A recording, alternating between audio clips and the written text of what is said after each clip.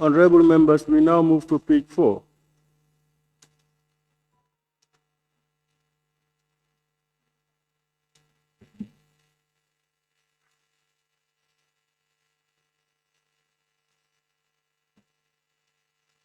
All right, honorable members, we can move to page 5.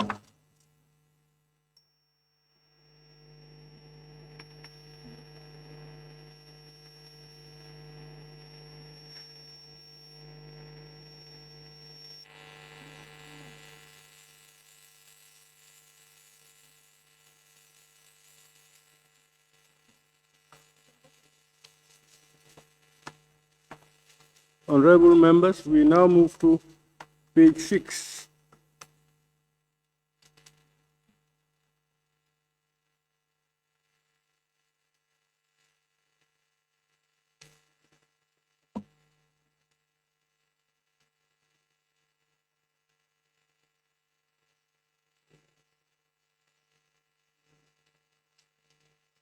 Honorable members, we move to page 7.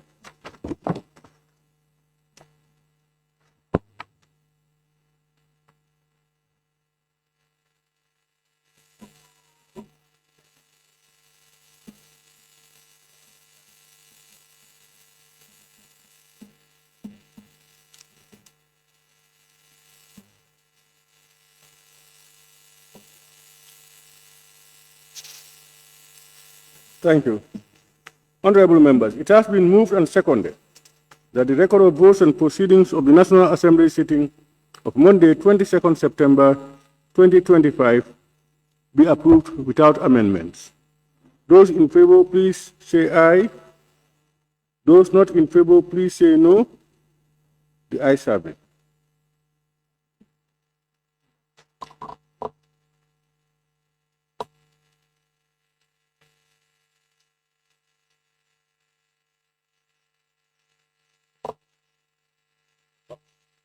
Honorable Speaker, motion.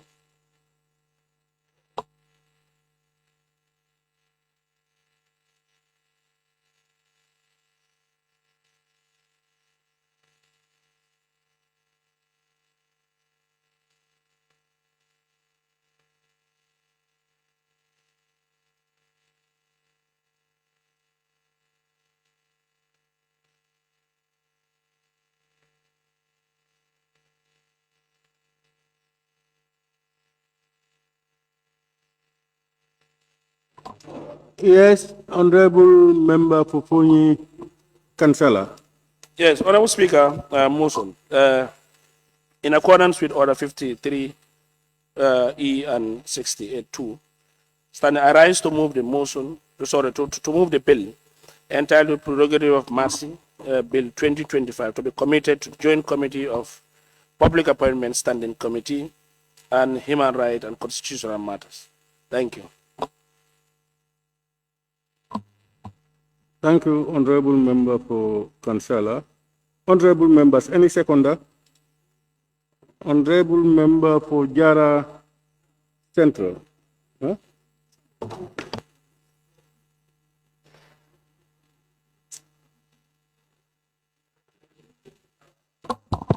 Thank you very much, Honorable Speaker. I rise to second the motion.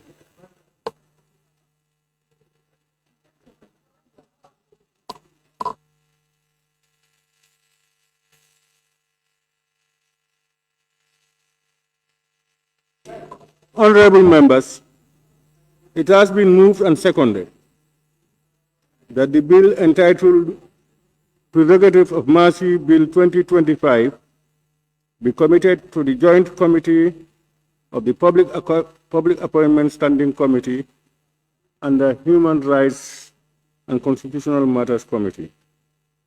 Those in favor, please say aye. Those not in favor, please say no. The ayes have it. Honorable members, the said bill is hereby committed to the Joint Committees of the Public Appointments Standing Committee and the Human Rights and Constitutional Matters Committee for scrutiny and report back to Parliament.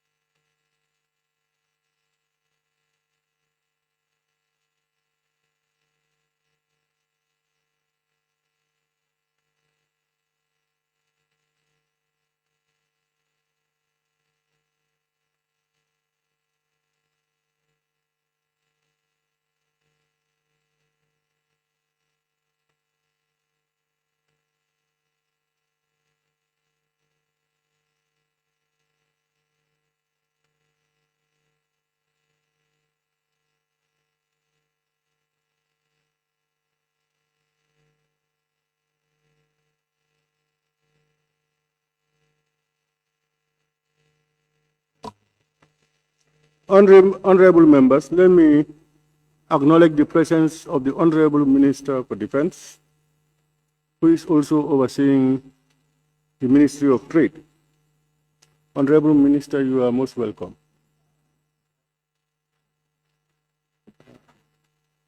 Clerk. Thank you. Questions for oral answers. Honorable Speaker. Yes, Honorable Member for Lower Salum. Thank you, Honorable Speaker. I was just trying to check on our agenda. The second page, Minister's replies, orders 100. If we, by our standing orders, orders 41, today marks only for question and answer session. But in our agenda, there's a Minister's reply. So, per our standing orders, only deals with the question and answers. So I'm seeking for clarity on this issue. Yeah, you are right that the standing order says we allocate, we bring questions on Wednesday. But it did not say that we cannot bring any other thing. Is there anywhere in the standing orders that we cannot do any other business? No, it's not there.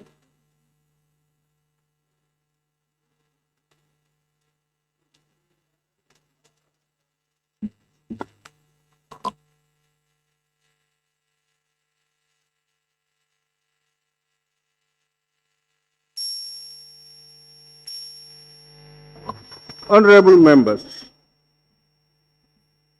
as per the order paper and order 41.1 of the standing order, today is questions for oral answers. Furthermore, as a reminder, clause 43 of the standing orders limited supplementary questions to 7 in total, 2 for the honorable member asking the question and 5 among other members. I will therefore we will proceed with the honorable minister scheduled today to give his oral answers.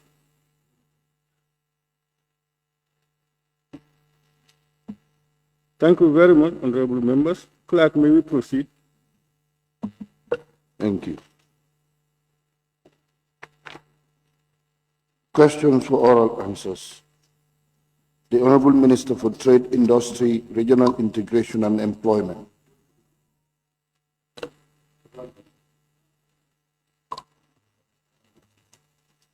Thank you very much.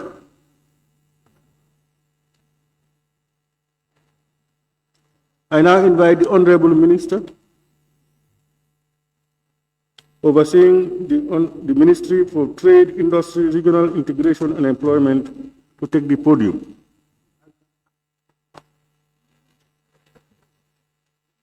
Questions for which due notice were given to the Honorable Minister for Trade, Industry, Regional Integration and Employment by the Honorable Members for oral reply.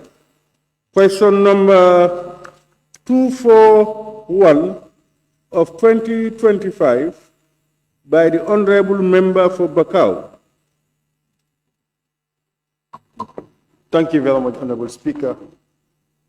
Honorable Speaker, considering the Gambia's role in ECOWAS corridor, could the Honorable Minister for Trade, Industry, Regional Integration and Employment inform this August Assembly the impact of the ferry services on cross-border trade, regional movement, and what diplomatic or regional partnerships are being pursued to address this bottleneck?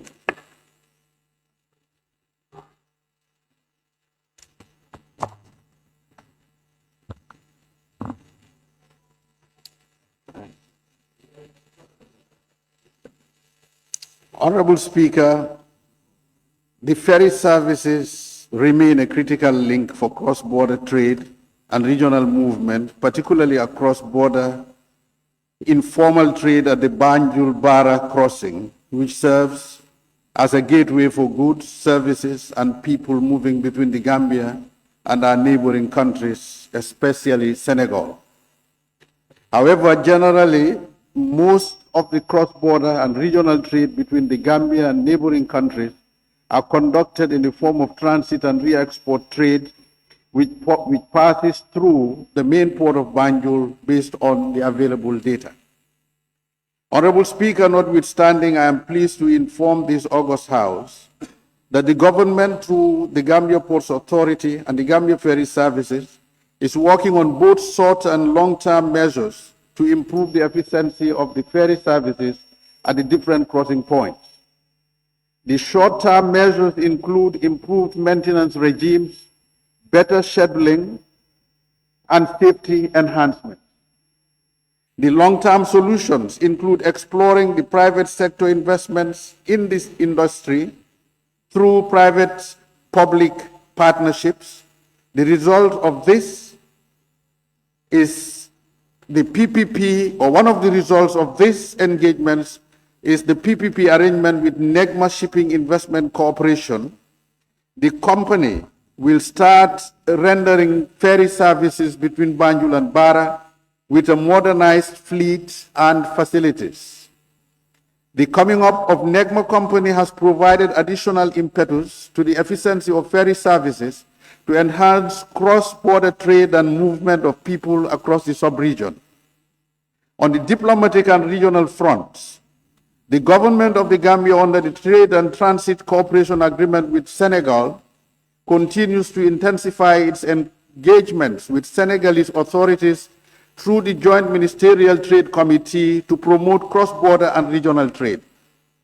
Additionally, to enhance free movement and trade facilitation, the African Development Bank and ECOWAS Commission supported the construction of the Senegambia Bridge in 2019. The commissioning of this bridge has significantly contributed to easing cross-border transportation, boosted trade, and improved daily lives for thousands.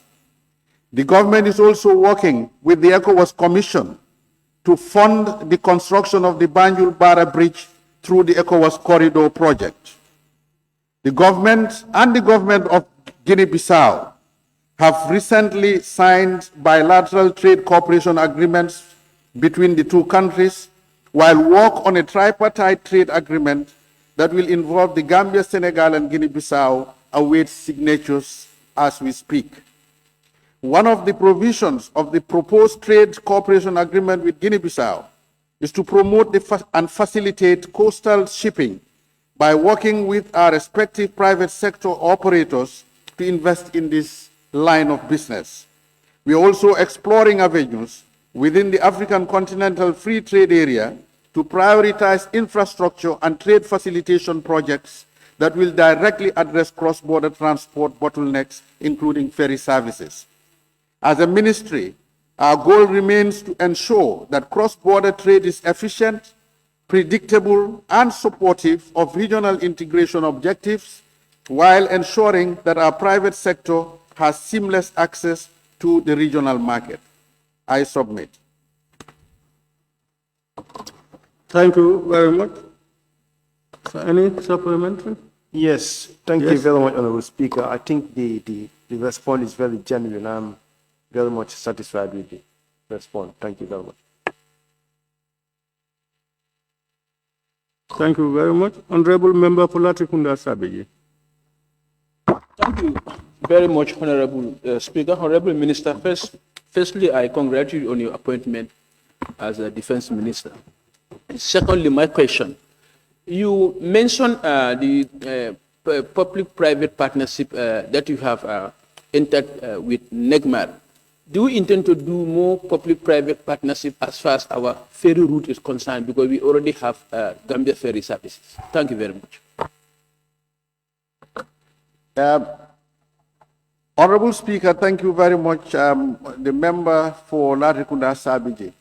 Knowing the geography of the Gambia and understanding the facilitation of trade and its significance to economic development, we will encourage further PPPs to allow more ferry crossings across the River Gambia to link the north and the south. This linking of north and south will only enable our farmers and other producers of other products in the country to be able to access other markets and diversify their focus. So we will encourage the government to continue looking for opportunities to create more PPPs to allow more ferry companies to make crossing the River Gambia more and more seamless. Thank you.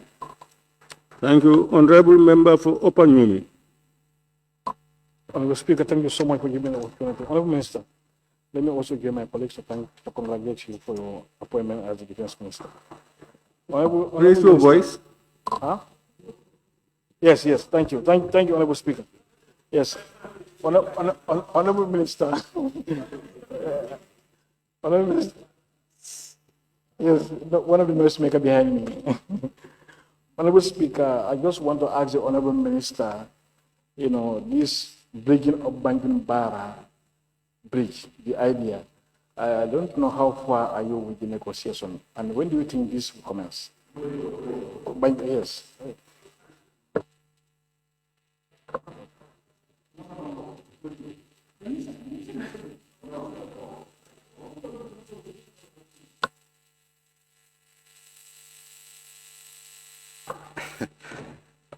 Honorable Speaker, thank you very much, the Honorable Member from Opanyomi. From my vantage point as Minister of Regional Integration, I had something to do with the Banjul Bara Bridge because I was involved in the negotiations with the ECOWAS to ensure that their infrastructure block of funds can be utilized to facilitate the feasibility study. I can tell you the feasibility study is currently being finalized for a consultant to do the feasibility study and submit a report to ECOWAS. Because this Banjul Bara Bridge is part of the corridor, the ECOWAS corridor that links Praia to Abidjan via Gambia, so it's supposed to include that. That is one cooperation that we're having with the ECOWAS. So I can say the feasibility study will start very soon, courtesy of ECOWAS. Thank you very much.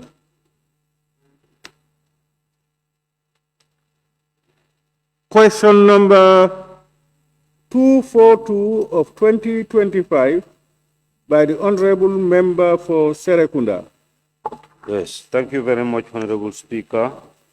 Honorable Speaker, could the Honorable Minister for Trade, Industry, Regional Integration and Employment update this August Assembly on the current situation of Gambians working in Spain and Saudi Arabia under the Circular Migration Agreement?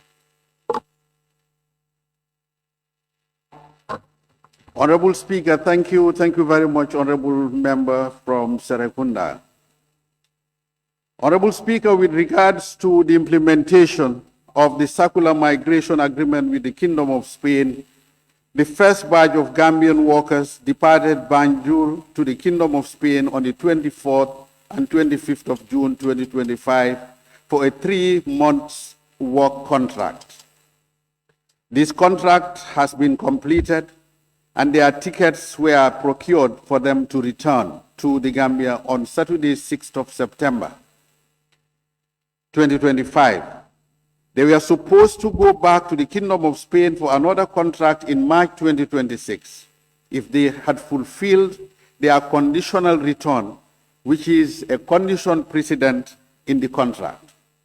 However, only 6 out of the 39 have returned since then, and the remaining 33 workers have absconded. The ministry currently does not know their actual whereabouts. We are trying to find them. The Spanish consulate has issued a press release giving them until October 6, 2025 to return or face complete exclusion from the program. With the Saudi bilateral labor agreement, a total of 79 female domestic workers have been sent to Saudi Arabia, but 16 out of the 79 have since returned to the Gambia due to various reasons. The ministry is working with NATIB to assess the reasons for their return. Given that 16 workers have returned, there are 63 female domestic workers currently that are working in the Kingdom of Saudi Arabia. I submit. Thank you. No Yeah. supplementary. Serakunda, any supplementary?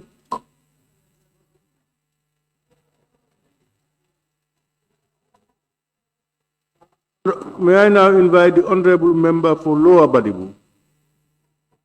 Thank you very much, Honorable Speaker. Honorable Minister, you did mention the behavior of some of our migrant workers who, of course, were absconded.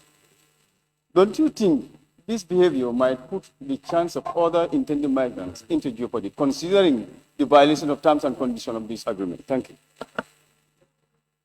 Thank you very much, Honorable Speaker. Thank you, Honorable Member from Lower Badibu. Yeah, at the moment we are jittery. That is the reality. We have 50 people shortlisted, interviewed. Out of those 50, 21 are women. They are supposed to serve in two different companies in Spain. We were processing their visa applications. They were supposed to leave for Spain end of this September, if I recollect well. At the moment, that badge is hanging. We are not sure what will come out of it. I think what happens beyond the 16th of September will be important. But I should say, Honorable Speaker, that we have engaged with our partners in Spain, which is one of the advantages of this kind of bilateral labor agreements with state governments. We have engaged them. We are looking at how to mitigate this. I know those who are in Spain still are currently illegal already because the conditions of their visa has been violated. As a result, the Spanish authorities have canceled their visas. Their work permits have been nullified. Until they return, that condition will remain. If they are able to return before the 6th, we believe the scheme will still be in active implementation. So we are urging them, and I use this forum again, like I did in the recent press conference, to urge them to return, because that is their best opportunity to eventually live in Europe unhindered. Thank you very much.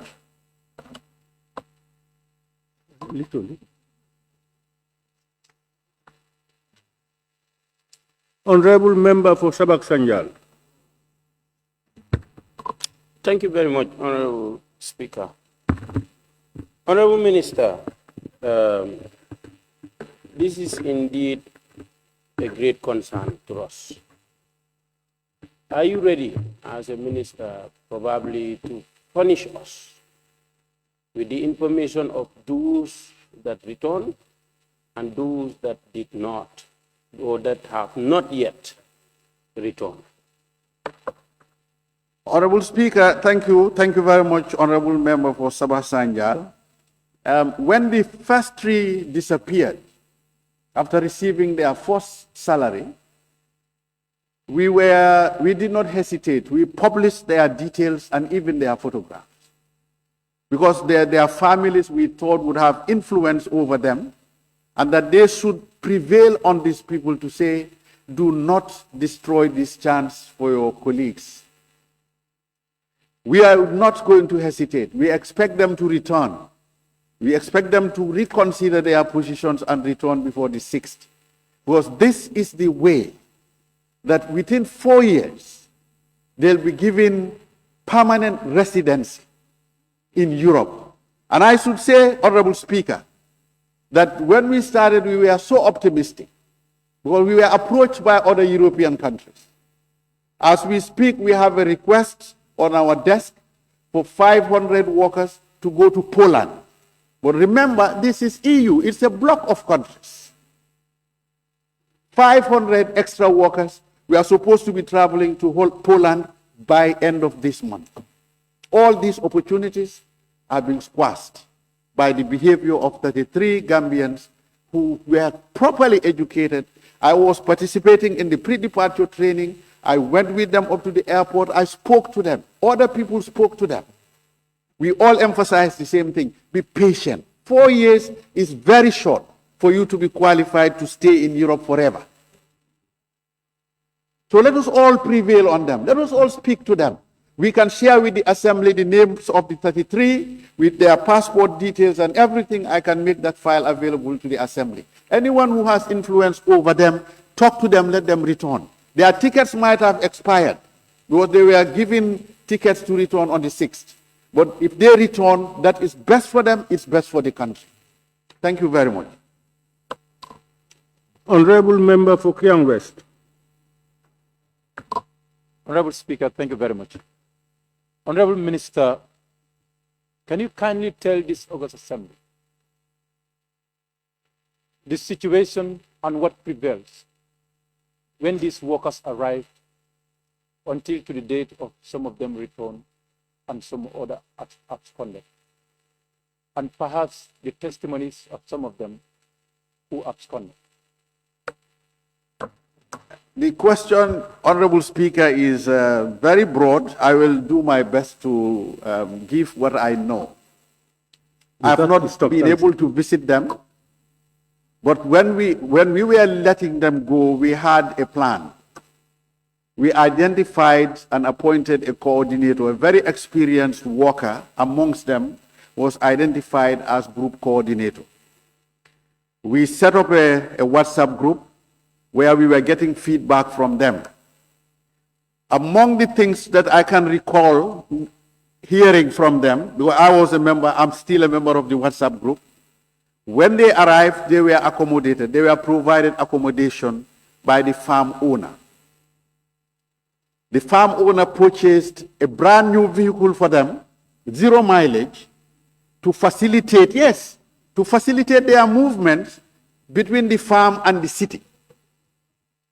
They were going weekends to town to dance and take videos and send to the group. They were being paid regularly. They were given washing machines. They were not doing their laundry with their hands.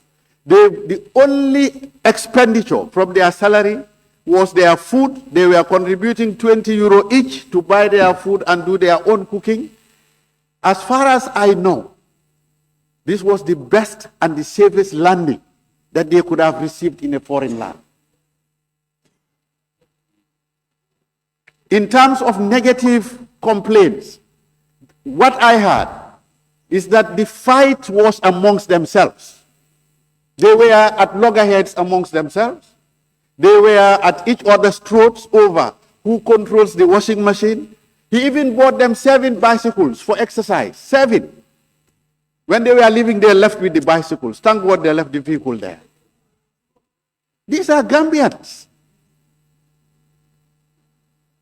So if you are asking me if they had good conditions or repelling conditions that led to this, I would say they had conditions good enough to encourage them to return to the Gambia so that they can go back to those farms.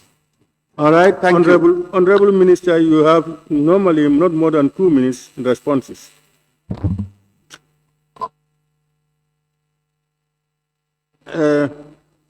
Honorable Member for Latrikunda Sabiji. Thank you very much, Honorable Speaker. Honorable Minister, what you've just mentioned, but some of the those migrants who absconded also complain of poor treatment, lack of abuse, non-adherence to contractual terms, lack of food, lack of accommodation, lack of rest. How do you justify this to what you have just said? Honorable Speaker, I'll not be able to comment on those observations from the Honorable Member from Latrikunda Sabiji because I did not receive them. And I should say, Honorable Speaker, within the 2 minutes, that the staff of the Gambian Embassy in Spain have been visiting this place regularly. So because I did not receive these complaints from the embassy, from the workers, and I should say we have Gambians in Barcelona. One of them is Obama, the other one is one man from Jinak Kajata. They were visiting them regularly and helping to even translate some of these things between them. None of them has ever mentioned some of these comments from the honorable member. So I'll not be able to Honorable speak to that. member for Lower Salem. Thank you. Thank you, Honorable Speaker, and thank you, Honorable Minister, for the response. Honorable Minister, I want to be very clear, and you give me a frank answer. 6 people come back, and we have 33 people left. Now, what will be the fate of these 33 if they do not come back? This agreement, whether it will proceed or it will stop. Honorable Speaker, the 33 who are currently at large, I don't know if they are still in Spain or elsewhere. I definitely don't know what will happen to them. That will be an issue for the Spanish and European immigration officials now. But the 6 that are here have been assured already that come March of 2026, they'll be back in Spain to work for the same farmer. That has been confirmed by the Spanish authorities, because their requirement was when they arrive in the Gambia, they should report to the embassy of Spain and report that we are back, their passports are stamped again, they are ready for departure in March. Whether it will continue depends on diplomatic efforts, and we'll continue to work on that. Thank you. Thank you. Question number 243 of 2025 by the Honorable Member for Banjul North.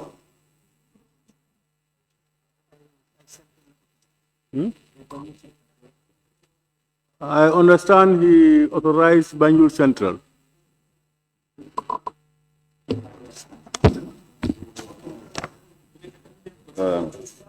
On behalf of the member for Banjul North constituency, Honorable Speaker, could the Honorable Minister for Trade, Industry, Regional Integration and Employment inform this August Assembly on the number of jobs created so far under the government's employment policy 2023 to 2027?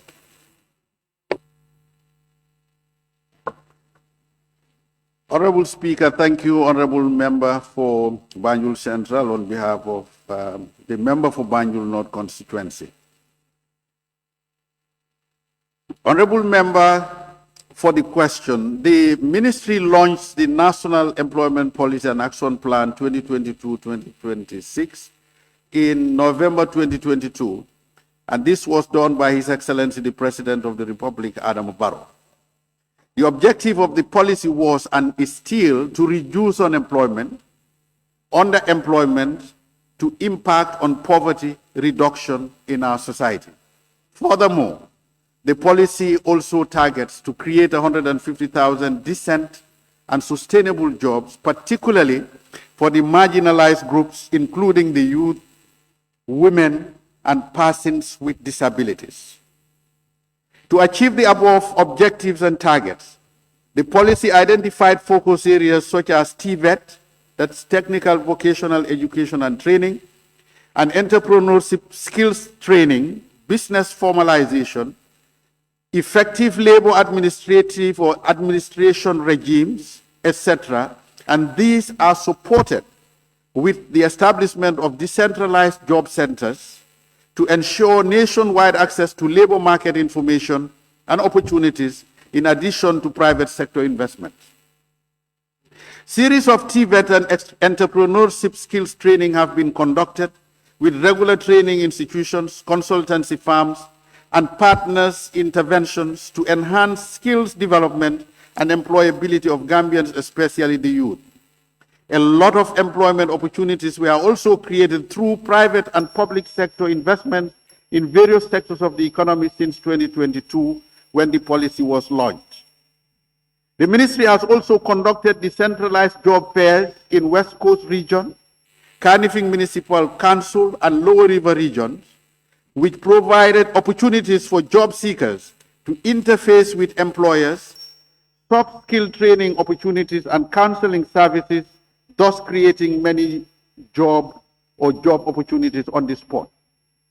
Honorable Speaker, the challenge the ministry is currently facing is having a functional, robust system that will track jobs or employment creation in real time. Currently, we do not have that system in place to track employment or jobs created in real time, and due to high level of informality in our economy, the ministry is unable to report on the total jobs created in the whole economy real time. However, the ministry is working to address this challenge, as we have said in previous answers, through initiatives to promote formalization of businesses, which will enable them to register with the GRA and the Social Security for us to access data, and to address this challenge through initiatives as well as improve employment data collection. The ministry is currently working with the United Nations Center for Trade and Development, UNCTAD, to develop a digital platform for online business registration and making business registration more accessible, efficient, and cost-effective. This will enable more MSMEs, that is medium, small, and medium enterprises, to register and formalize their statuses. The ministry is also engaged with Gisco, is a Gambian company, Insys Global is a Gambian company. Both of them are working in the ICT industry to develop a software system that we can use to monitor and track employment creation and collect employment data using real-time opportunities to minimize the use of labor force surveys for employment data reporting, which is currently what we are using. Once this system is completed and deployed, it will help in capturing employment data created by both public and private sector entities, as well as the MSMEs in the economy periodically. This will enable the ministry also, Honorable Speaker, to give regular updates to this August Assembly as and when employment data is requested. Until that is done, we can only rely on data from labor force surveys, which are not only costly to conduct, but also take time before they are conducted, and the data gets stale very quickly. Thank you very much, Honorable Speaker. I submit.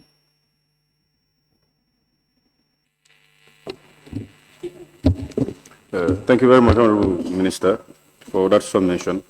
You mentioned that one of the core principles of this policy is to reduce unemployment and underemployment. You've also highlighted that we also lack the functional mechanism to really be able to track real-time progress when it comes to when it comes to harnessing data to have the exact number of or the effect of this particular policy. But I would like to ask tentatively, just tentatively, currently, how much of improvement has this policy taken off so far when it comes to maybe tentative statistical data? How much underemployment or unemployment reduction has actually taken place from 2022, since inception, up to 2025? Honorable Speaker, thank you, Honorable Member for Banjul Central. This is a very important question. I would hope that my successor will have access to the information you are talking about. There has been a labor force survey again after the one we were referring to. The report was just shared this week. The validation of the report has been done. I'm yet to receive the final validated version of the data. But once we get that and a substantive question comes out, we'll be ready to share with the National Assembly what the figures are showing at the moment. And the angle you brought in terms of comparing the previous data with the current one, I'll particularly ask the Directorate, Department of Labor, the Commissioner of Labor, and my Employment Directorate to put that together and ensure that the National Assembly gets that. It's very important for us to see the trend and understand how this is happening. Thank you. I don't have access to the data yet. Yeah, I think we can make do with that. We have to be considerate sometimes, so it's quite understandable. My second question would be, Honorable Minister, then does that not mean that probably we kind of rushed the policy? Shouldn't these mechanisms maybe would have been, put in place to make sure everything was intact, and then, roll out the policy. It's like we put the cart before the horse. Honorable Speaker, I would beg to differ with the honorable member. The setting of a target in a policy is demonstrating government's determination to address this particular problem in the society. Government was determined to show that the unemployment and underemployment figures that we were seeing, which were mostly anecdotal, were not convenient, and we wanted to address it. So government comes out with a policy to say, this is our standpoint. We want to see 150,000 decent jobs created. But if we were to wait for a mechanism to be in place to count employment, by now we would have still had no policy to force the government to come up with other corresponding policies to address the issue of unemployment. So it was necessary for the policy to come first, then we walk, if you like, we snowball backwards towards the solution. And that's what government did. Thank you. Honorable Member for Fonyi Bintang. Thank you, Honorable Speaker. Honorable Minister, you said the questions clearly state the number of jobs created, and you clearly stated that you cannot actually give us the number that is, the number of jobs that are created. And you are targeting 150,000 jobs in this policy. Now, you could not actually give us anything because you read a lot, but you could not actually give us even small figure as to an estimate of what you have found out. Honorable Member. Point of order. Honorable Member, don't ask for an opinion. You cannot ask for an opinion here. What the Honorable Minister responded was that they don't have the means to be able to track the employment rates in this country. They are putting in motion means of trying to do it later. So if you want to ask him to give you a figure, it's going to be guesswork. Honorable Speaker, thank you. Pardon? I said thank you for what you said. Yeah. The question is, when can you actually give us the figures that we are asking for? Honorable Speaker, thank you very much, Honorable Member for Fonyi Bintang. Again, you see, when issues are beyond your control, no, as a government, we are, look, this is, let me put this the way I put it to the media. For 60 years, we have not had a mechanism to count how many workers we have. We were all the time estimating. A survey is an estimate in most cases. So we are now developing a system that will count 1, 2, 3, 4, 5. When is it going to happen? I don't know. But we have set up a system that will develop it. And once it is developed, you will now collate all the systems that are dealing with employment, and you will have a figure. But for now, I cannot give you a figure. That will be misleading. And Honorable Member, yes. if we all pay attention to responses, there are certain things will get cleared out immediately. Unless and until when questions are being answered, we also try to get the details of what the answers are, because we will not allow repetition. You know? The Honorable Minister spoke at length, but actually did not answer the question that is asked. No, that is not correct. He answered the question. He said they don't have the means to get to the figures. They have put in place a mechanism. The question is to give us, we have created 1,000 jobs. He said they cannot do it. They don't have the means. They are working on it. You want him to guess? So, yes, that's the target. That's a target. That's a policy target. Even yourself, in your this thing, you have your own target that you want to do A, B, and C, and by the end of the year, you have not done half. It's that target. Honorable Member for Kiang West. Honorable Minister, from your response, you've highlighted that this vision was launched in 2022 and to be end by 2026. and you expect the project to be monitored and evaluated. How was it factored? Because the target has a specific number. How was it factored to be able to monitor and track that number to report from 2022 to 2025? We have only an year to go. Still, you cannot be able to track this number. How was it factored during the designing of this vision? Because you know that it should be monitored and evaluated to give a progressive report as per your target. And this was not factored out. Honorable Speaker, if I understand the crux of the question, is how did we simulate the population and come up with 150,000? The how part of it is technical, and I'll not be in a position to give you the modulation. I'm not a mathematician. But I know we sat with technicians, we sat down, there was a lot of iteration, we sat with experts to come up with a figure that we actually convinced ourselves that the economy could generate.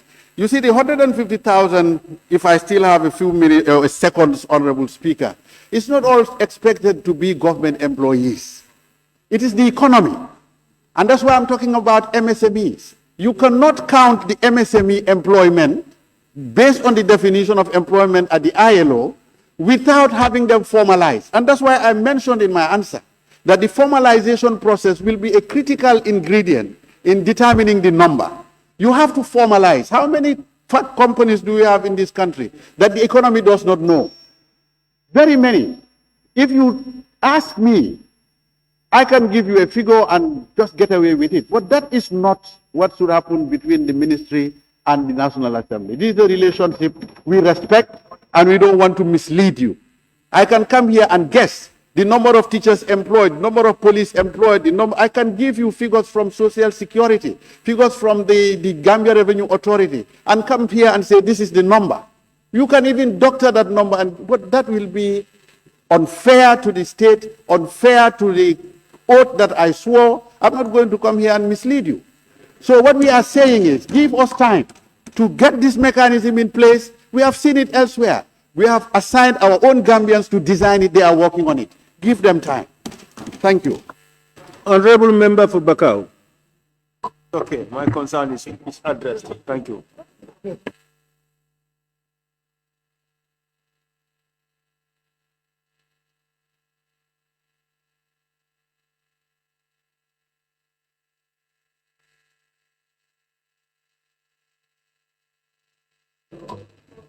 So, thank you very much, honorable members. Let me, on your behalf, thank the Honorable Minister for Defense, who is representing the Honorable Minister for Trade, Industry, Regional Integration and Employment, for ably responding to your questions and your concerns. Honorable Minister, thank you very much.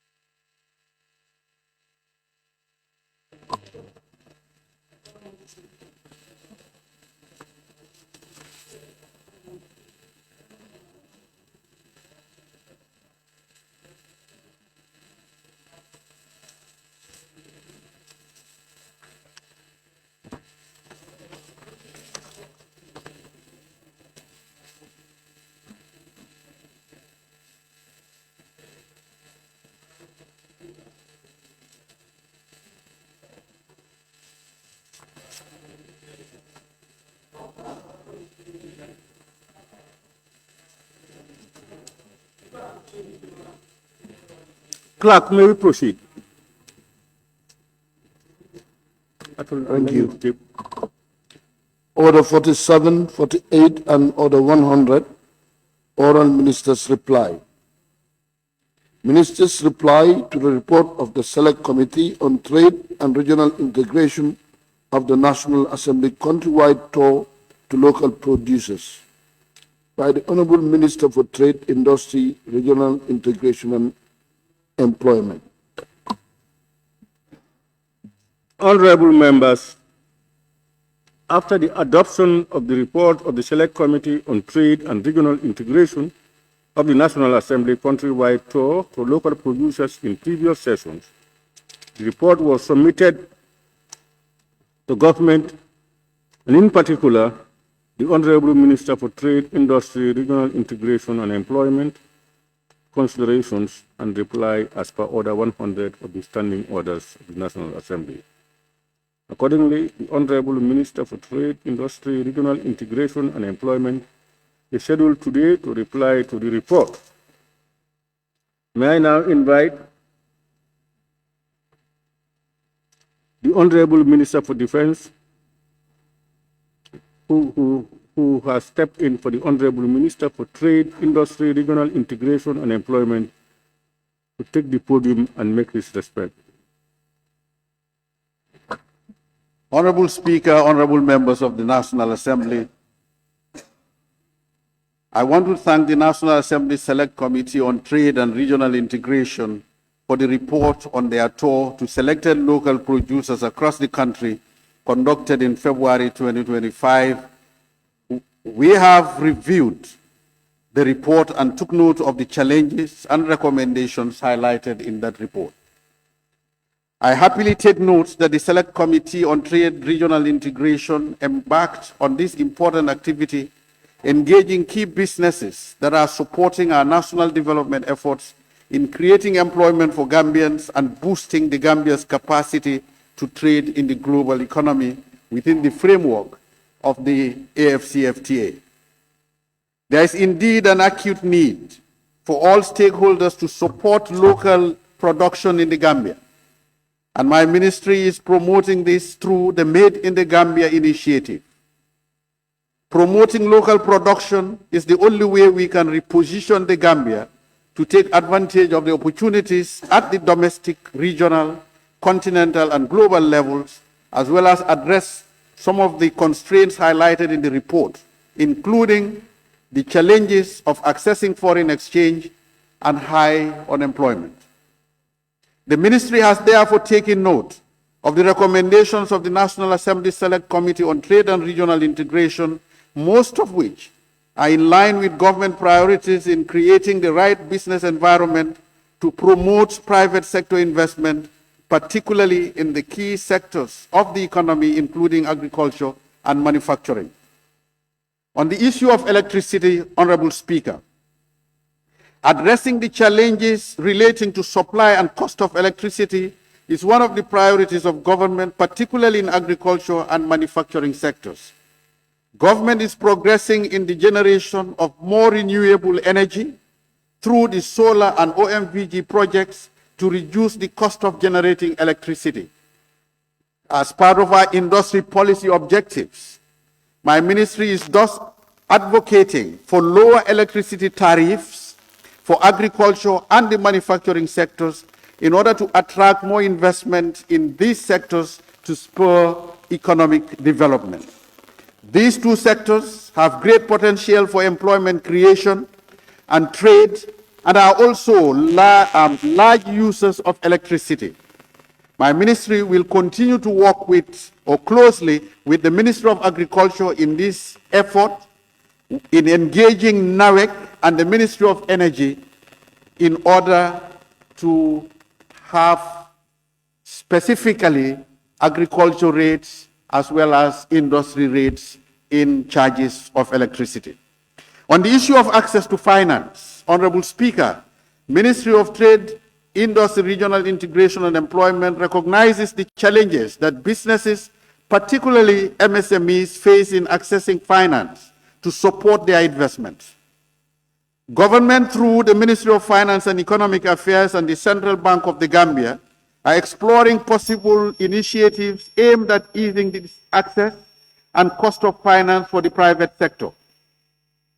My ministry is finalizing the development of the required regulations to operationalize the Enterprise Development Fund established under the Gambia Investment and Export Promotion Act to support the development of the Gambian MSME sector.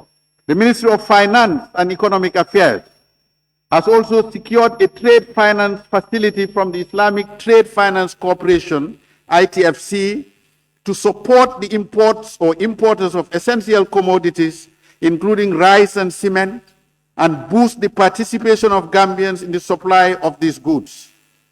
Government is also finalizing the transformation of the Social Development Fund, SDF, to a development bank to ease access to finance for businesses, particularly those in the productive sector requiring long-term financing. Honorable Speaker, the challenge we have or challenges we are facing vis-a-vis access to foreign currency is driven largely by the huge and expanding import bill that exerts pressure on the demand for foreign exchange or foreign currencies. Thus, promoting local production of some of these crops for domestic consumption, as well as for exports, is one of the sustainable ways of mitigating this challenge. I am happy that the government has taken steps to achieve this by not only developing a domestic trade strategy in 2024 under my ministry, but also implementing industrial support measures to boost local production of selected goods, including cement, flour, onions, potatoes, and rice. As a result, we have seen increasing levels of investment in the production of these commodities. This will not only enable us to minimize our high dependence on imports, but also to leverage on the opportunities in the domestic and regional markets. As part of the implementation of these strategies to boost local production of goods, we are working closely with the AFDB and NEPAD to implement the Trans-Gambia Corridor Special Economic Zone project supported by the African Development Bank. The AFDB has approved funding to support the design and development of the legal framework of the SEZ, as well as the provision of a residential technical assistant needed to support the ministry in the implementation of this flagship project. On competition of local products with imported similar goods, Honorable Speaker, the ministry is addressing this issue by implementing trade and industrial policy measures to minimize the negative impact of imports on our local industries. A number of products have been identified for industrial support measures, including bagged cement, onions, potatoes, beverages now, dairy products, and poultry products. Agro-processing, light manufacturing, and commercial agriculture are thus among the targeted sectors for the industrial support measures that government is implementing to encourage private sector investment in the domestic economy. These measures are part of the implementation of the domestic trade strategy and industrial policy to provide targeted protection for local producers in manufacturing and agriculture sectors from unfair imports. The support is also in recognition of the importance of some of these products for food security, employment, and income generation to support the needed growth in the economy. On trade facilitation, Honorable Speaker, the Port of Banjul is undergoing significant improvements aimed at enhancing its regional competitiveness and climate resilience. These enhancements include expanding the port's capacity, improving operational efficiency, and modernizing infrastructure. A key aspect in that effort is the integration of digital technologies and green energies initiatives to create a smart port. As such, efforts are underway to further decongest the port and improve traffic flows in and around access roads in the city.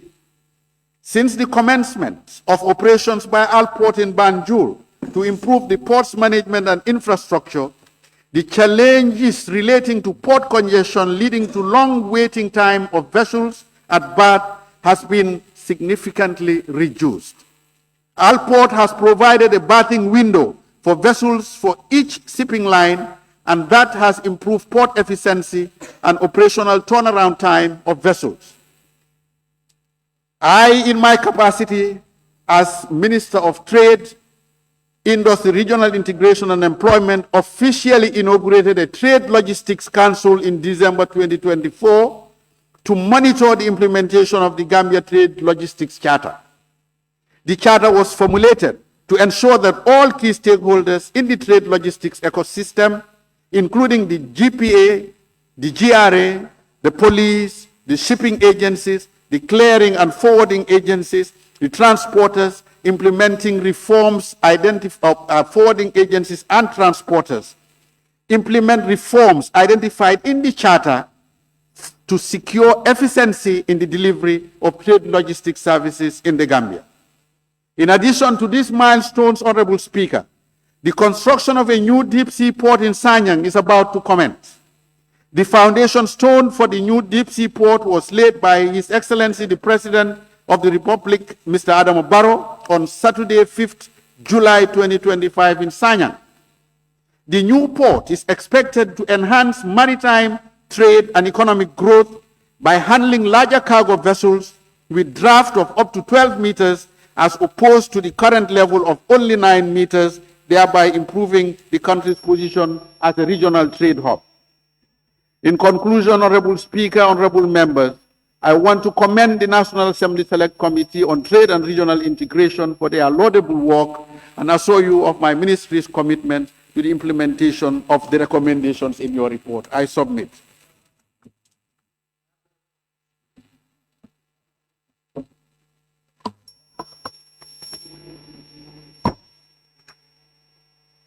Honorable members, pursuant to Order 48.6 of the Standing Orders,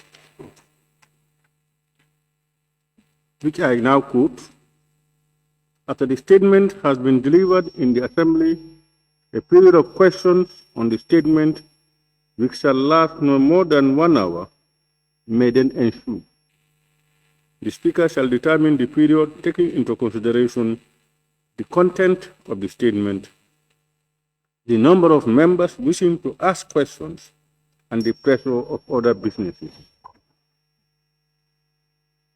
May I now invite honorable members to ask questions relating to the minister's statement.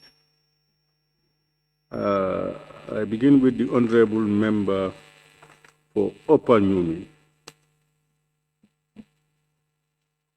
Honorable Speaker, thank you so much for giving me the floor. Honorable Speaker, page 5, where the minister mentioned on competition of local products. And he went by implementing trade and industrial policy measures to minimize the negative impact of import on local industries. Specifically, he mentions like bags, mint, onion, potatoes.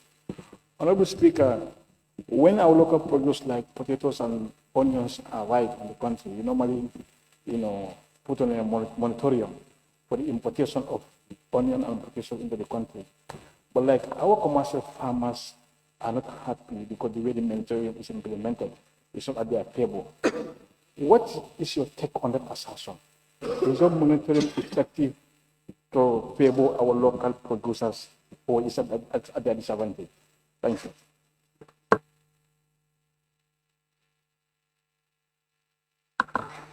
Honorable Speaker, thank you, and thank you very much, honorable member from Open Union.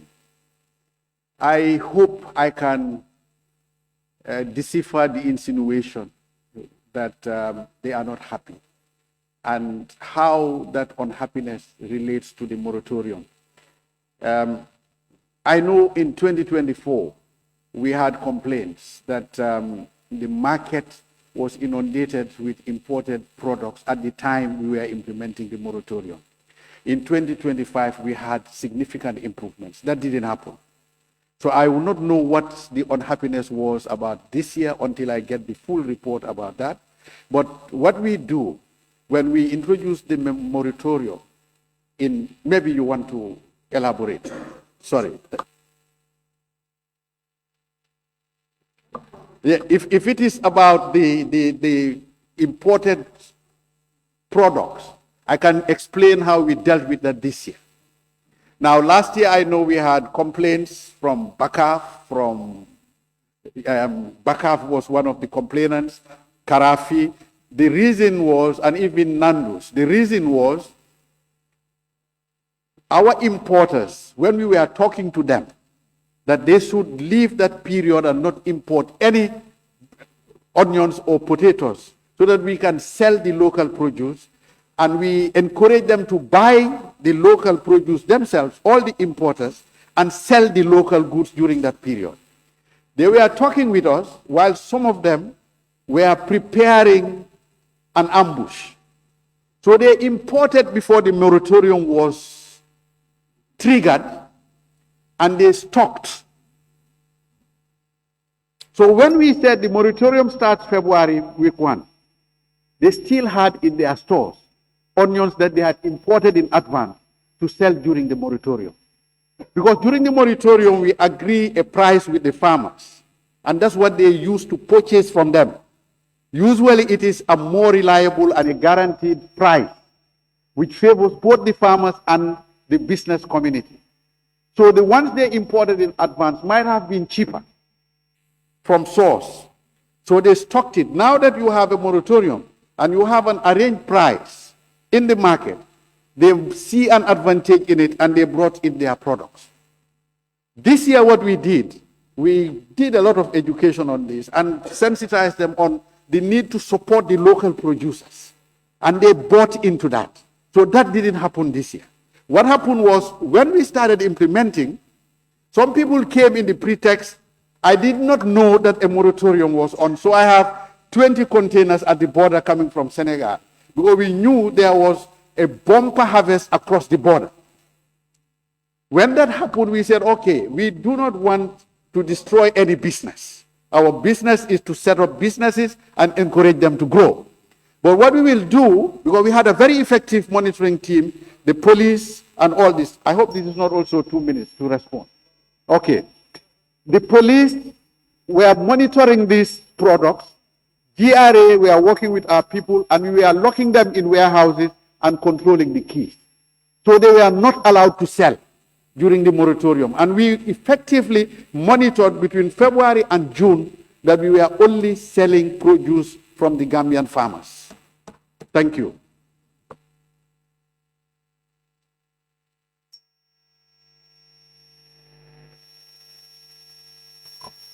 And I invite the Honorable Member for Sabak Sanjal. Thank you very much, Honorable Speaker. Honorable Minister, thank you very much for that response. Honorable Minister, in your response, you made mention that a number of products have been identified for industrial support measures, including baggage cement, onions, potato, beverages, etc. But Honorable Minister, the issue of cement is really a big concern to Gambians. We understand that supporting local producers is the only way out of enhancing our economy and also to make sure that we provide, we create employment. It has lots of positive effects. But the capacity has been a question. Considering the fact that before this moratorium or these efforts that you have made to enhance local production of cement, a bag of cement was costing $390. But today, I can tell you that if you go to shops, they are selling it at $475. There's a big difference. And, you know, it's really a big concern. We understand you want to, you know, support our local industries. But the capacity and also the amount of money that they are asking for a bag of cement is really a big concern. Now, if you look at the competition that... Honorable, please ask your question. Yes, I'm coming. Please, no, you have given it enough preamble. No, Honorable Minister. No, that's more than enough a foundation. You have made a speech. Speaker, I'm sorry about that if you feel that I'm making a speech, but I'm just trying to lay a foundation. And if you allow me, I will soon finish. Thank you. I don't want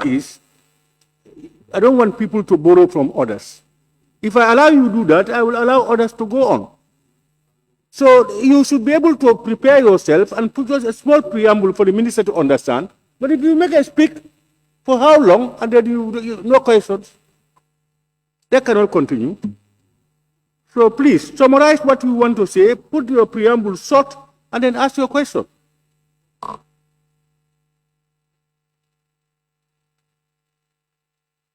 Thank you, Honorable Minister. Those local products that you have identified, do you have any plan to extend it to go beyond these products? Because people are now, the farmers are investing a lot on tomato production. And tomato is a product that cannot last long if it does not have good storage facilities. As a result, businessmen coming across the border into our country is relying on that to bring down the prices of tomato. And it is really affecting farmers, especially farmers in my constituency in Sabah Sanjal. The second one is about the electricity. The finance minister was before us and he made mention that they are subsidizing electricity and that is making electricity cheaper. Are you aware of that? Thank you. Speaker, on the first one, I want to thank the member for Sabah Sanjal. On the issue of cement, I hope and pray that I can explain to you.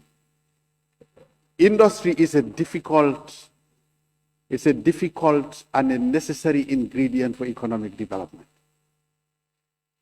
Countries, and you can see this happening globally now, countries are becoming more protective of their industries because that is what you need to boost your exports, to reduce your import basket, to generate foreign currency. That's what helps an economy to move. We have just started. I talked about in my earlier answer an industry policy that my ministry has just reviewed. We are going to validate very soon. We want the government and the people of the Gambia to own industrial development and industrial transformation. That is the only way we can change our circumstances. So coming to the cement, there were so many glitches, and this happens in industry decisions of this nature. A country just across the border for the past 20 years introduced a measure on poultry. They were not importing poultry for the past 20 years. They still do not have enough. Last year, I can give you a typical example. When G farms were dumping their eggs because they were rotting during the very hot season, they were producing 100,000 eggs per day.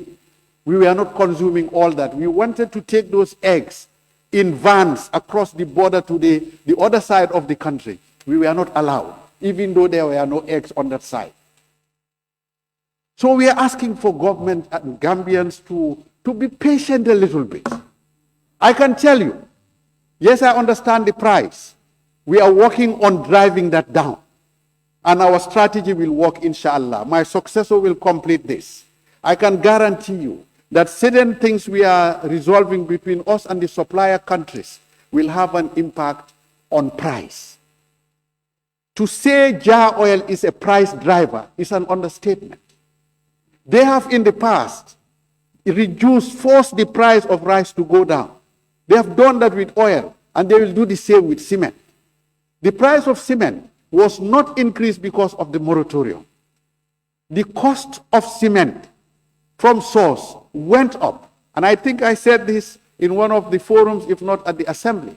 When some measures were taken that affected the main source of cement for the largest economy in the world, which was Vietnam, there was a need for them to shift to another market. They came to the market that we were using, which was Egypt.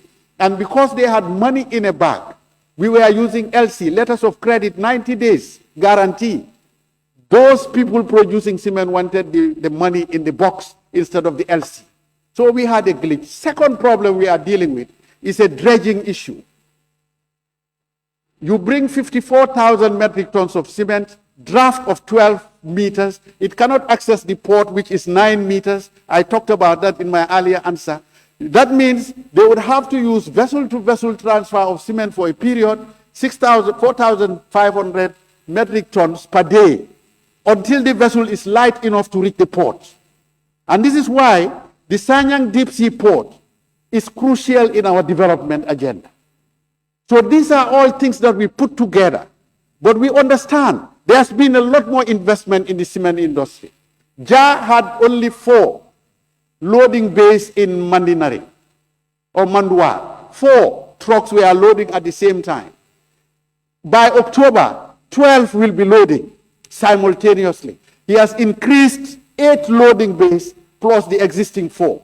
He has invested in another packaging or packing factory in Farafenye, which will operate before the end of this year. Salam has expanded. Gasem has also expanded. We know there are 2 companies that are starting. One of them is a rebagging factory comprised of, and Gambians should know this, the truckers who are going to Dakar are the very ones that are now setting up a factory to bag cement in the Gambia, just like JA is doing. So that is progress. That is what the measures are doing. They are encouraging investment into the economy. More jobs will be created.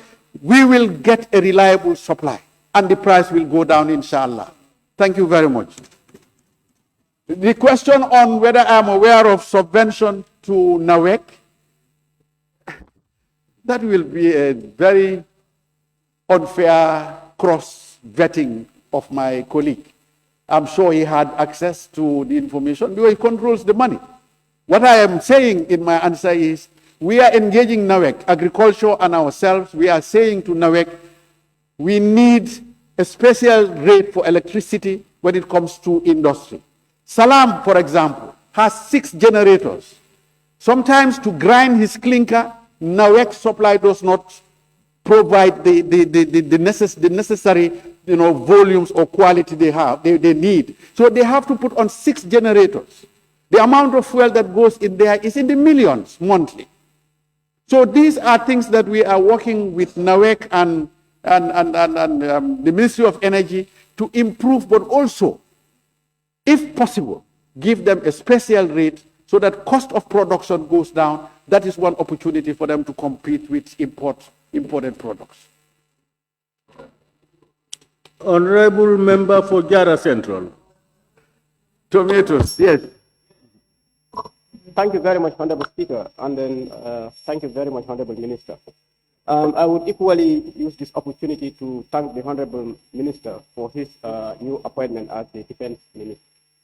Honorable Minister, in your responses or in your statements, you did mention about the issue of electricity. Some people have mentioned it, but I will put it in a different form. Like, for example, Honorable Minister, do you think it will be very important for your ministry to advise government, to put maybe 75% of their fuel subsidy to diesel, understanding the fact that all these local producers use diesel instead of petrol? Don't you think that it's going to be very important for you to advise the government through the Ministry of Finance to give it 75% of fuel subsidy to only diesel? Honorable Speaker, I will thank my chairman, chairman of the committee and his committee for this very good job they did. You see, all these products are imported. And the baseline is, if you're going to even advise government to set up a cap on diesel, you are asking government to take other resources that should have been used to build roads and hospitals to subsidize. A subsidy is a cost on government. So the encouragement that will come from us, from the industry perspective, would be to use a lot more clean energy. Let us explore opportunities to produce more solar-powered energy. Let us use more energy from our water bodies. There are new technologies coming, not necessarily dams, that we are exploring to see if we can generate the special economic zone, for example. My hope and dream is that we'll power it from clean energy. And government has started advertising and work is on to identify a company to produce 50 kVA in Jara, and it will increase up to 150.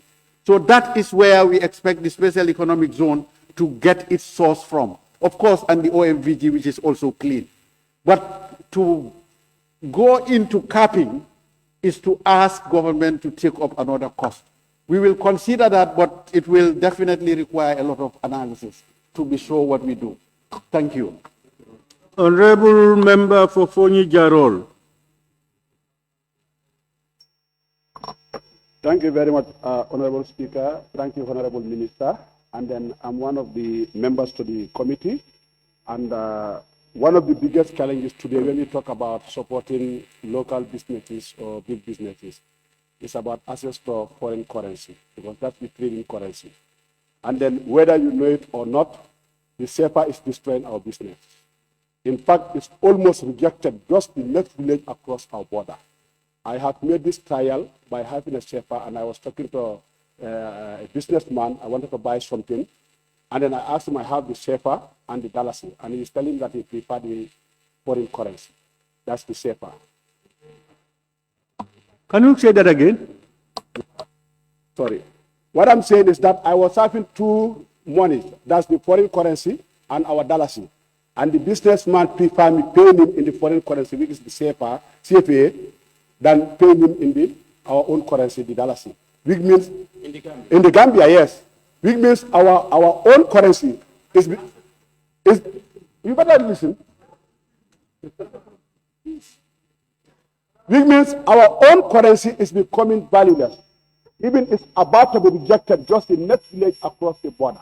What is the government doing to control the exchange of this foreign currency, especially the inflation of the CFA, which is almost about to even be rejected inside the Gambia? Honorable Speaker, thank you very much, our honorable member from Fonyi Jarol. Unfortunately, Honorable Minister. Oh, okay. The honorable member is saying that SEPA is about to be rejected in the Gambia. I mean the Dalasi, because if the businessmen are asking me, I prefer you to pay me in SEPA, in your own country, than the Dalasi. So what is about to happen now? You people are just... All right, Honorable Minister. Thank you very much, Honorable Speaker. Thank you, Honorable Member from Fonyi Jarol. I started with a negative word in my answer. I said, unfortunately, monetary policy is not in my domain. It is under the Ministry of Finance. I do not have the authority to talk about foreign exchange. You are not in that. You wait, right? Yes. No, what I mean is I do not have authority to talk about fluctuation of currencies. I don't have the authority to. Yes, that is monetary policy. Yeah.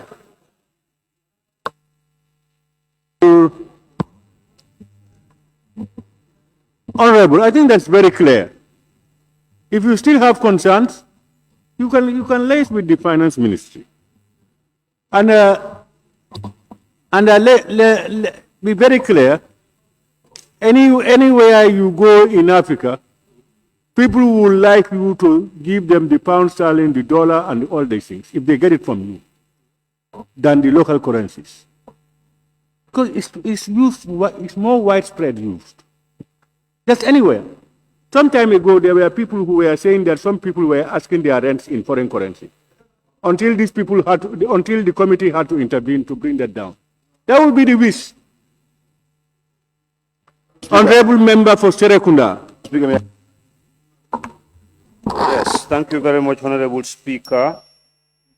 since the response is about industries and production, so my question will be centered around could the Honorable Minister outline the current opportunities and support being provided by your ministry to the carpentry industry, tailoring industry, welding industry, and the construction industry? Thank you very much. Thank you very much, Honorable Speaker. Thank you, Honorable Member for Serekunda. In addition to all the workshops we are conducting for MSMEs, when we talk about MSMEs, we are looking at clusters of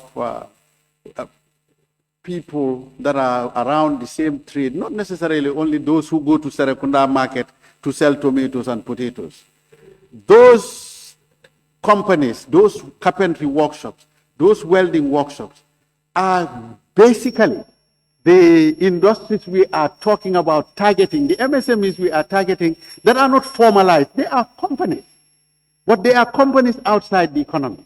So we are inviting them to workshops. We are having discussions with them on the benefits of being recognized by the economy so that they can have access to credit and other financial support, measures. But what we are doing specifically in my report, I mentioned, two very important decisions are going to happen. You see, investors require credit support at every level. If you go to JOL today, you go to Q Group, they're all looking for support to be able to expand their businesses. It's the same thing that carpenter at your junction needs credit to be able to buy materials, to be able to bring in more equipment, to be able to upscale their level of production. But banks, financial institutions are scared, and that's the risk that government is working on de-risking. If you are paying attention recently, there was this launching of a policy by government that's called GAMISAL. What we are trying to do there is to de-risk those considered risky companies. So that with this policy, government's intervention will now make it lucrative for banks to allow these small MSMEs to access credit and expand their businesses. Government taking the guarantee role. I mentioned in my response as well that the SDF, which was supposed to support community development, social development, has now been issued a license by the central bank to transform to a bank, a development bank, which is going to focus on the private sector, so that they can borrow for the long term.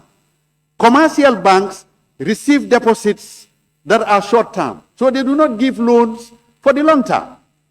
The development bank is going to be long-term oriented, and that is about to commence. My ministry is very involved in this process of transition from the Social Development Fund to a development bank. We are also at GAIPA level. We are collecting money through ECOWAS, the ETLS. Trucks that are crossing the Gambia with goods going beyond are paying some funds that GRA collects for the Gambia government every month. When we took over, one of the first measures we took to cabinet was to apportion that money. Instead of letting all that money go to the Gambia Chamber of Commerce as in the past, we proposed to cabinet to apportion it between GAIPA, Chamber of Commerce, and the other one I forgot. But three components. These three components, the Ministry of Trade, how can I forget what is coming to my pocket? These three components, we apportion the money to that on a monthly basis. What goes to GAIPA is 20% of the amount collected. That 20% is going into what we call an enterprise development fund. Currently, it is in the tens of millions, and that's why I said in the report that I'm in the process of finalizing regulation to operationalize that fund, so that even at the level of the ministry, companies that we have seen that are about to collapse, companies that need a little bit of push to augment their production and productivity, that committee chaired by the central bank, they are the chair of that enterprise development fund. It's a trust fund. They will determine who deserves support. So government will now be using that fund to support enterprises. And finally, Honorable Speaker, there was this She-Trade in the Ministry of Trade, Industry, Regional Integration that was supported by international partners for years. The partners withdrew from She-Trade, but we said we were not going to stop.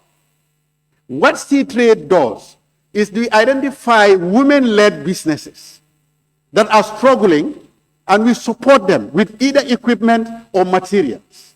Last year, 35 of them benefited from that.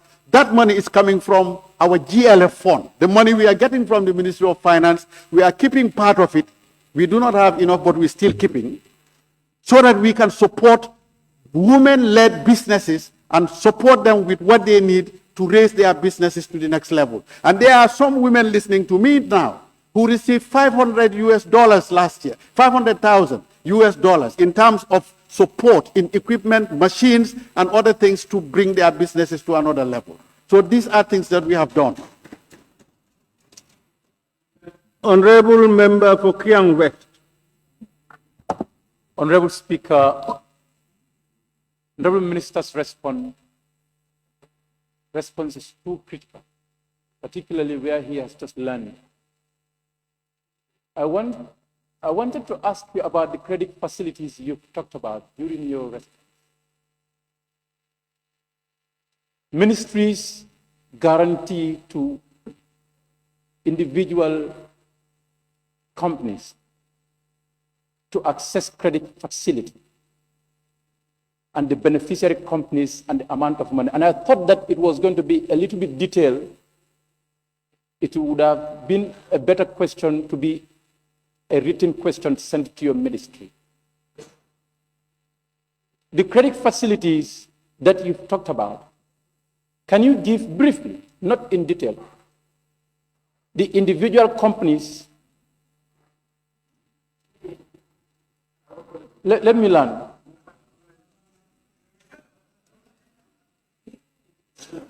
Let me learn. That credit facility, but as critical as the question is, let me save that for adjournment debate so that you could give. But let me ask this question on page 5 of your response, second paragraph, where you highlighted working closely with AFDB and NEPAD to implement the Transgambia Special Economic Zone project supported by Africa Development Bank. Can you tell us what type of arrangement is this? Is it a loan you're working on or a grant? And before you close, you said AFDB has approved funding to support the design and the development of the framework for the Special Economic Zone. How much was this that was approved, and who is the consultant doing this work for you? Honorable Speaker, thank you very much, Honorable Member for Kiang West. I think the answer is very explicit. The FDB has approved funding to support the design and development of the legal framework of the SEZ, as well as the provision of a residential technical assistant needed to support the ministry in the implementation of the project. This is necessary, Honorable Member, because remember, Gambia for 60 years never had a special economic zone. This is the first time we are having one.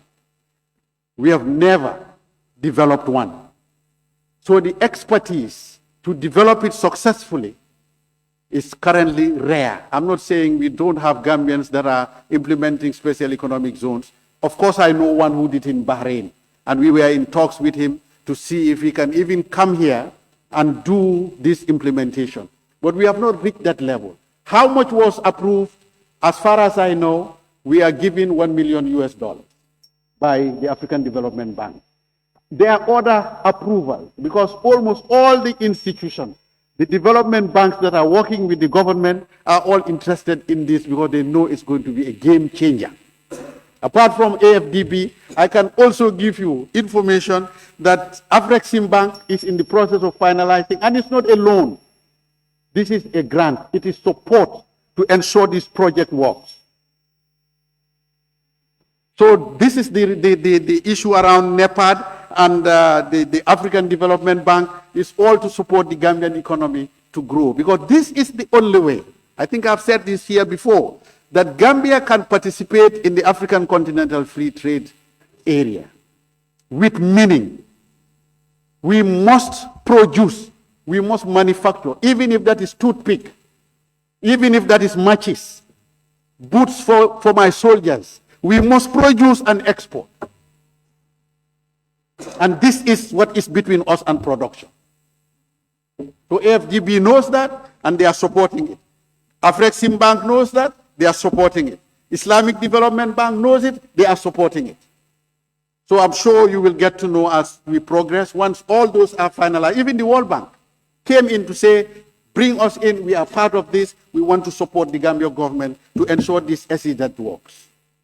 So the structure itself, we had shared that the video is online, it is in the internet. We have a full study done by a consultancy. If you are interested, we can particularly provide you a copy of the full study for you to know what is involved and what is going to happen in LRR. Honorable Member for Jara. Honorable Speaker. Yes? It's just a clarification. Yes, No, I wasn't. I am not. We are asking that, let me give you floor for clarification. Exactly. But I have not given you. Okay, can you give me the floor? Yes, when you request, you wait for an answer.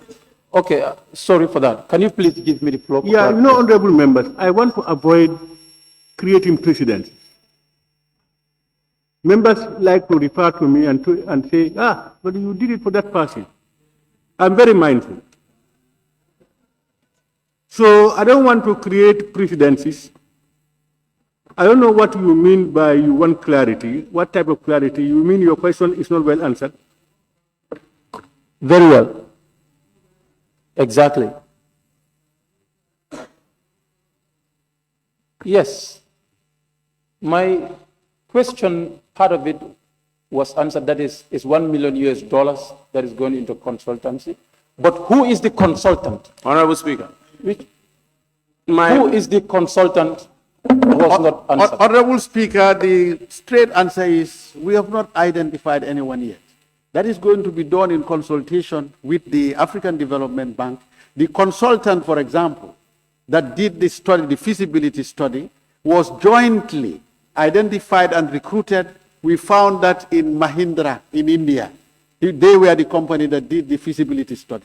So when it gets to appointing a technician to guide the process of constituting this special economic zone, we're going to jointly procure that individual, that expert, and the person will be resident in the Gambia to guide the ministry and the government to implement the special economic zone.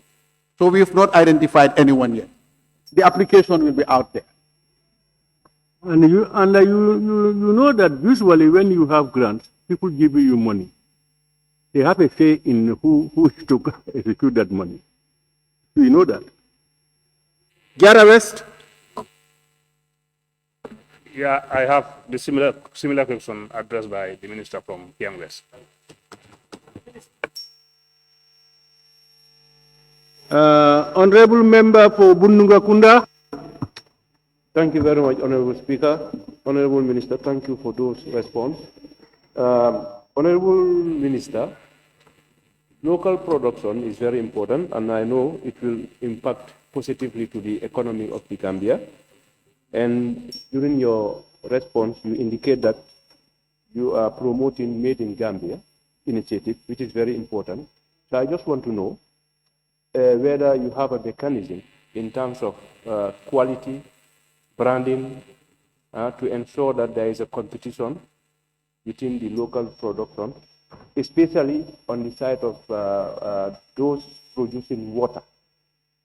You know, in terms of trying to monitor them, how they produce this water, how quality and hygienic it is. Thank you very much. Honorable Speaker, thank you very much, Member for Bununga Kunda. Let me start where you closed. Monitoring the quality of water is the responsibility of food safety, and that is under the ministry, the office of the Vice President. So my ministry is not involved in that.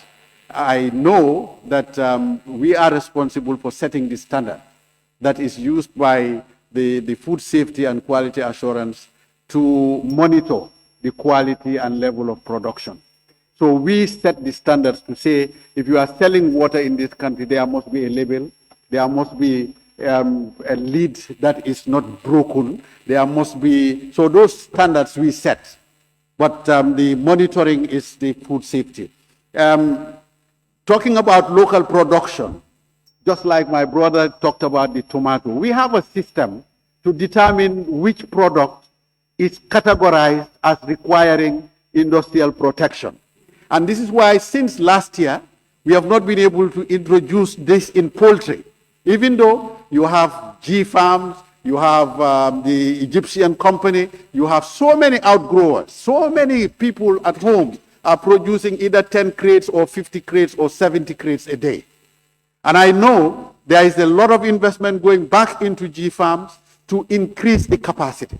But what we were not able to have, like avoiding some of the challenges that we are talking about with the cement, we needed data for us to advise.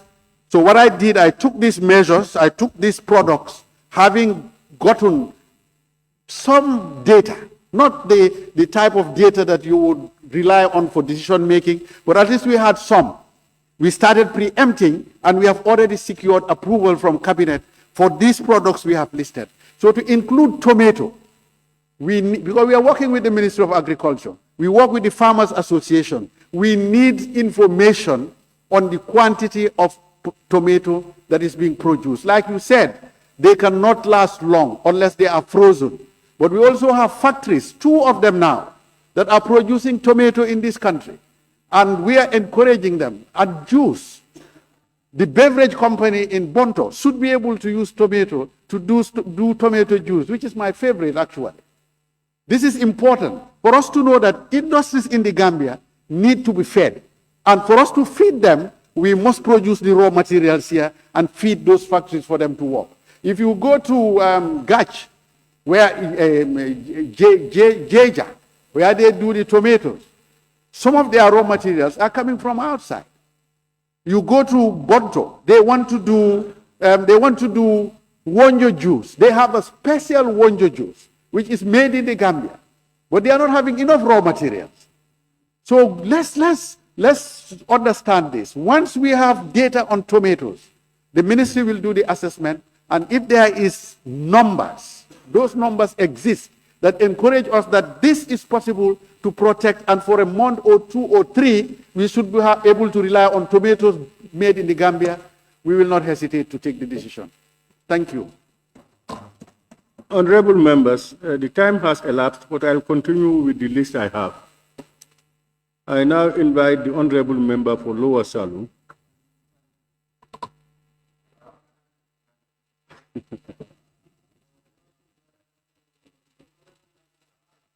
The honorable member for Fonyi Berepet.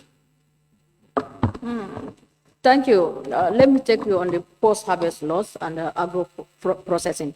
You didn't measure that your ministry have, maybe the government have provided 2 factories, but I can tell you that the challenges of post-harvest loss is almost everywhere in the country, and it is happening all the time. Does your ministry have a plan, like to train some of the farmers on food processing, because we have shortage of skilled workers in the country? Despite the fact that you said we have 2 factories, but we lack also skilled workers. Do you train farmers who are producing this tomato to know about how to process tomato paste or tomato jam, or even soap making through tomato? Do you train them? Honorable Speaker, thank you very much, Honorable Member for Fonyi Berepet. I know we cannot have you now as a facilitator in this. I know your skills in food processing and preservation. We organize training programs to support entrepreneurs in this area, particularly food processing.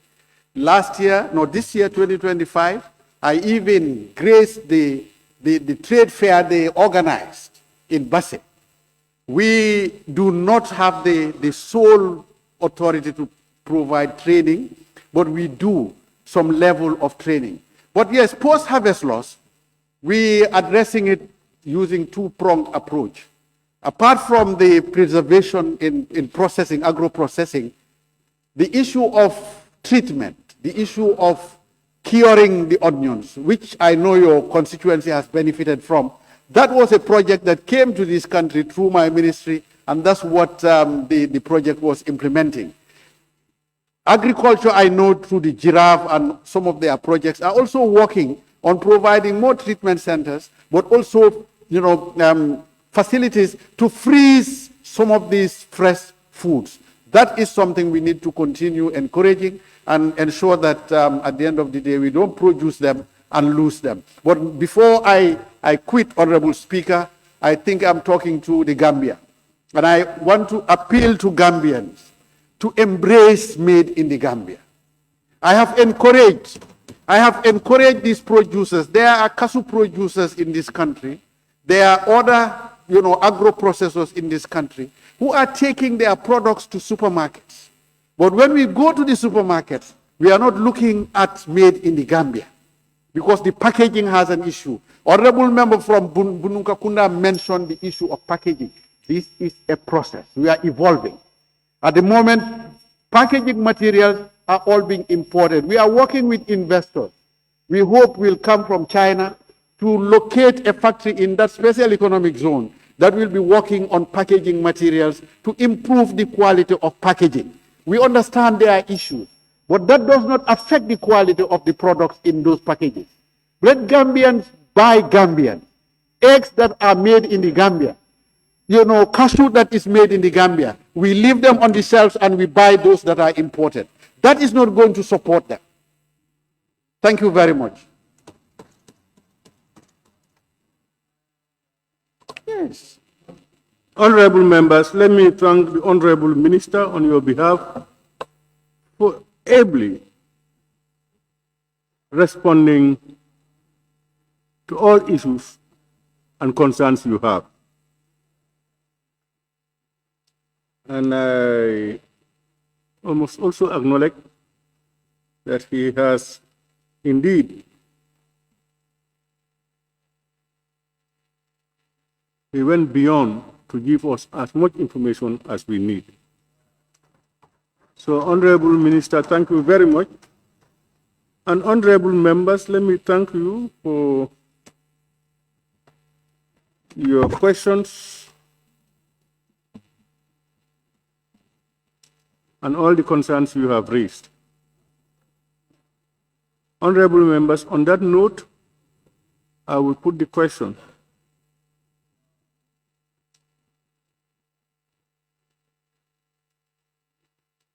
It is resolved, be it resolved, that this Honorable August Assembly stand adjourned until Monday, 29 September 2025. Those in favor, please say aye. Those not in favor, please say no. The ayes have it. This Assembly now stands adjourned until Monday, 29 September 2025 at 10 a.m. prompt for the adjournment debate.